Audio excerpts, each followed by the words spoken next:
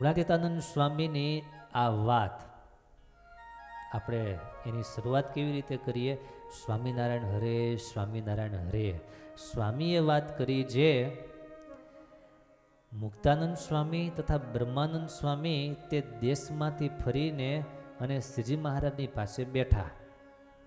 પછી શ્રીજી મહારાજે બ્રહ્માનંદ સ્વામીને પૂછ્યું, જે દેશમાં સત્સંગ કેવો થયો? ત્યારે બ્રહ્માનંદ સ્વામીએ કહ્યું, જે મહારાજ સત્સંગ તો બહુ થયો છે. ત્યારે શ્રીજી મહારાજ બોલ્યા, તમે સત્સંગી થયા છો? આહા!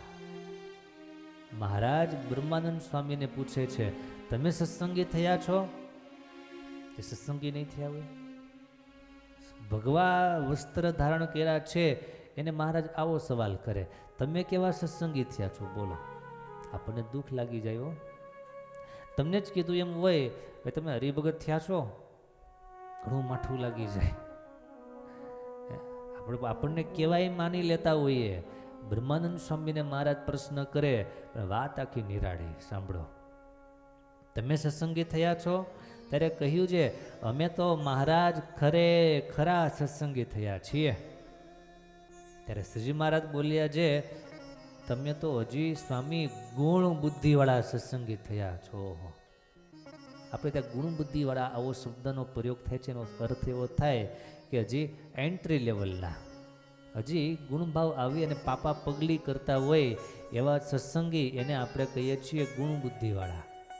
બહુ ઊંડા ઉતરેલા ન હોય, બહુ જૂના ન હોય, એને ગુણ બુદ્ધિવાળા કહીએ. સાવ સાદી ભાષામાં કહીએ તો સાવ હજી સામાન્ય.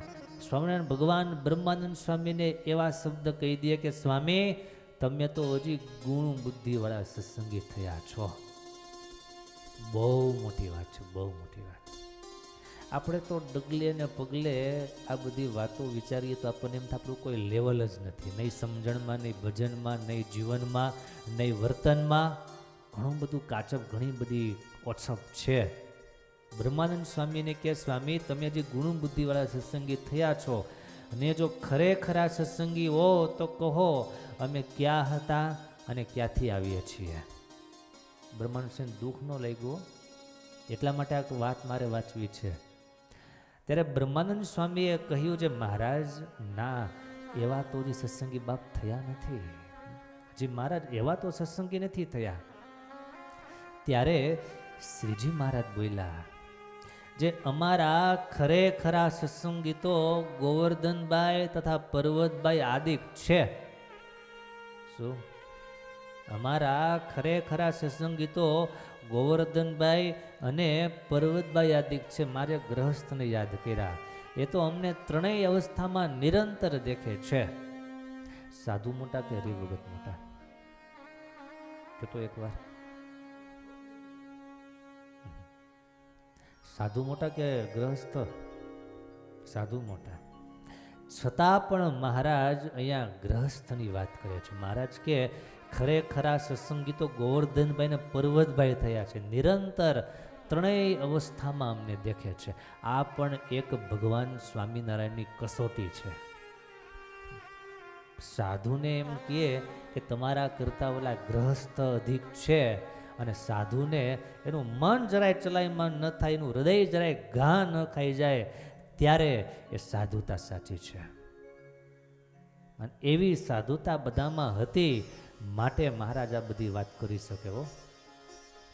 પછી મુક્તાનંદ સ્વામી બોલ્યા એ જ સમયે, આજ સંવાદ સમયે મુક્તાનંદ સ્વામી બોલ્યા, જે મહારાજ એવા સત્સંગી કેમ થવાય? જુઓ એનો અર્થ શું થયો? મુક્તાનંદ સ્વામીએ સ્વીકારી લીધું કે ના, મહારાજ વાત કે છે એ સાચી, અમે સાધુ છીએ, પણ અમારા કરતાં હજી મહારાજની દ્રષ્ટિએ પર્વતભાઈ અને ગોવર્ધનભાઈ અધિક છે. માટે એને ઈર્ષા નથી કરવી, મહારાજની સામે બળવો નથી પોકારવો કે તા બધા આ મૂંડ આવ્યા શું કામના? આ તમારા માટે ભગવા ભેગ ધારણ કર્યા, તમારા માટે ગામડે ગામડે ફરીએ, માર ખાઈએ, લાડવા કરતા માર વધારે ખાઈએ, રોટલા ઓછા અને રોડા વધારે ખાઈએ છીએ. કોઈ ફરિયાદ નહીં, તરત જ બે હાથ જોડી મુક્તાનંદ સ્વામી પૂછ્યું, હે મહારાજ એવા સત્સંગી કેમ થવાય? ત્યારે મહારાજ બોલ્યા, જે એવા સત્સંગ ગીતો તો થવાય જો માઇક ભાવ ટાળીને પોતાને અક્ષર રૂપ માનીને મારી મૂર્તિનું ચિંતન કરો તો એવા સત્સંગી થવાય. કોણે કીધું? સાંભળો છો? કોણે કીધું? મહારાજે. કોને કીધું? મુક્તાનંદ સ્વામીને મહારાજે કહ્યું કે સ્વામી એવા સત્સંગી તો થવાય. સ્વામીએ પોતાની જિજ્ઞાસા, પોતાની મુમુક્ષુ વૃત્તિના દર્શન કરાવ્યા છે. એ મહાપુરુષો પરમપદને પામેલા હતા, એમાં કોઈ બી ખોટ ખામી નહોતી, પણ આપણા જેવા મુમુક્ષુઓને શીખવવા સમજાવવા માટે એ બધાએ આવા ચરિત્ર કરેલા છે. મહારાજ એવા સત્સંગી કેમ થવાય? ગુરુજુ ખપ એના દર્શન કરાવ્યા છે. જેના જીવનમાં જેટલો ખપ હોય, જેટલો ભગવાનનો અને સત્સંગનો અને ભગવાનના સંતોની પાસે ગરજુ થઈને રહેતો હોય, એની આ વાત છે. મહારાજ કે એવા તો સત્સંગી તો થવાય જો માઇક ભાવ ટાળી પોતાને અક્ષર રૂપ માની અને મારી મૂર્તિનું ચિંતન કરો તો એવા સત્સંગી થવાય. ત્યારે બ્રહ્માનંદ સ્વામીએ પૂછ્યું, હે મહારાજ, કૃપા કરો તો એવા સત્સંગી થવાય. આપણે બધા જે કહીએ છીએ બ્રહ્માનંદ સ્વામી આપણા વતી કીધું. એ તો મહારાજ તમે દયા કરો ને તો એવા સત્સંગી થવાય, બાકી એવા થવાય નહીં. આવું બ્રહ્માનંદ સ્વામીએ હસતા વાત કરી. ત્યારે શ્રીજી મહારાજ બોલ્યા, હજી કૃપા જોઈએ છે સ્વામી? હજી એમ કહો છો કે દયા કરો, કૃપા કરો તો થવાય? જો અમે અક્ષરધામમાંથી અહીં આવ્યા, મહારાજ કે છો પોતાના મૂળ વેશમાં આવ્યા છે, ભગવાનના શબ્દો સાંભળો. ગુણાતીતાનંદ સ્વામી આ સભામાં વાત કરે છે. મહારાજ કે જુઓ ને, અમે અક્ષરધામમાંથી અહીં આવ્યા, તે પ્રકૃતિ પુરુષના લોકમાં પણ ન રહ્યા, પ્રધાન પુરુષના લોકમાં પણ ન રહ્યા, અનંત બીજા ધામમાં ઈશ્વરના અનંત સ્થાનક તેમાં ક્યાંય ન રહ્યા, અને તમારી ભેળા આવીને રહ્યા. અને સ્વામી હજી કૃપા જોઈએ છે તમારે? હજી તમને ખામી લાગે? હજી અમારી કૃપામાં ખોટ લાગે છે? ત્યારે બ્રહ્માનંદ સ્વામી બોલ્યા છે, મહારાજ કૃપા તો બહુ કરી, પણ અમારે માયાનું આવરણ તે સમજાય નહીં બા. મહારાજ થોડાક વઢવાના મૂળમાં, થોડોક મહારાજ ઉગ્રતાના મૂળમાં વાત કરી. સ્વામી હજી તમને કૃપા ઓછી પડે છે. અક્ષરધામમાંથી આ લોકમાં અવાંતર કેટલા બધા લોક આવ્યા, કોઈ જગ્યાએ ન રોકાણા, અને સીધા અહીંયા તમારી વચ્ચે તમારી સાથે અમે તમારી જેવા થઈને રહ્યા, અને છતાં એમ કહો છો હજી કૃપા ઓછી પડે છે? નહીં તમારે ગ્રહસ્થમાં ઘણી વાર પ્રશ્ન બનતો, ગમે એટલું કરો ઓછું જ પડે, ઓછું જ પડે. પછી એમાં માથાકૂટો ઊભી થાય. લગભગ એકવાર બાપ પોતાની જિંદગીમાં લગભગ તો એવું સાંભળીને જ મરતો હશે પોતાના છોકરાઓને મોઢે કે તમે અમારા માટે શું કર્યું, તમે અમારા માટે કાંઈ ન કરી શક્યા. આવા શબ્દો એકવાર બાપ મરતા પહેલા તો સાંભળતો જ હોય છે. ખેર કોક એવા ભાગ્યશાળી મા બાપ હોય કે સારા સંસ્કારી ભગવાનના ધામના મુક્ત સમાન, બહુ ગુણિયલ, બહુ સમજણા એવા દીકરા આપ્યા હોય, એવાના કાન કદાચ પાવન ન થાય આવા શબ્દોથી. એને કદાચ આવા શબ્દ સાંભળવાનો મોકો ન મળે, બાકી મોટે ભાગે બાપને આવા શબ્દ સાંભળવા પડતા હોય છે. તમે અમારા માટે શું કર્યું? સ્વામિનારાયણ ભગવાન એમ કહે છે, અમે તમારા ઉપર કેટલી કૃપા કરી સ્વામી, તમે હજી એમ કહો છો કે કૃપા કરો? ત્યારે બ્રહ્માનંદ સ્વામી બોલ્યા છે, મહારાજ કૃપા તો બહુ કરી, પણ અમારે માયાનું આવરણ તે સમજાય નહીં બાપ. આ માયાનું આવરણ એટલું બધું અઘરું છે એટલે સમજાય નહીં. ત્યારે શ્રીજી મહારાજ ઊભા થઈ અને પછેડી ઓઢી હતી એ પડતી મૂકીને બોલ્યા, હવે છે માયાનું આવરણ? મહારાજે પછેડી જે ઓઢી હતી મહારાજે એક બાજુ કરી નાખી અને પોતાના છાતીના દર્શન કરાવ્યા. મહારાજ હવે આવરણ છે કાંઈ? ત્યારે કહ્યું છે, ના મહારાજ હવે કોઈ આવરણ નથી. કહેવાની વાત માત્ર એટલી હતી કે પુરુષોત્તમ નારાયણને જેવા છે એવા સમજવાના હતા, એમાં કોઈ આવરણ રાખવાનું નહોતું. મહારાજે આજે પોતાના સ્વરૂપની વાત કરી અને આવરણ બધા મહારાજે દૂર કર્યા. આપણે પણ આ કથા સાંભળીને, આ વાત સાંભળીને સમજણમાં જે કંઈ આવરણો હોય એને દૂર કરીએ તો પુરુષોત્તમ નારાયણની દયા, પુરુષોત્તમ નારાયણની આપણા પર રહેલી અનુકંપા એના આપણને દર્શન થાય, એનો સ્વીકાર થાય અને એનો પૂરેપૂરો લાભ આપણને લેતા આવડે. માટે વાલા ભક્તજનો, આવી ગુણાતીતાનંદ સ્વામીની વાતો એને વારે વારે વાંચવી, વારે વારે વિચારવી, એનાથી પુરુષોત્તમ નારાયણનો કેફ ચડશે. એનાથી જ આપણે જે મૂળજીભાઈની કથા સાંભળી એવી સ્થિતિ પણ એના દ્વારા જ પ્રાપ્ત થશે. માટે આ વાત આપણે કરી. આખી વાત સાંભળી એ પણ બહુ સારી વાત છે. અને વારે વારે સાંભળશો તો જીવમાં ધીમે ધીમે ઊંડી ઉતરતી જશે. અને જેમ જેમ ઊંડી ઉતરતી જશે એમ એમ એનો આનંદ આપણા હૃદયમાં કે સમાશે નહીં.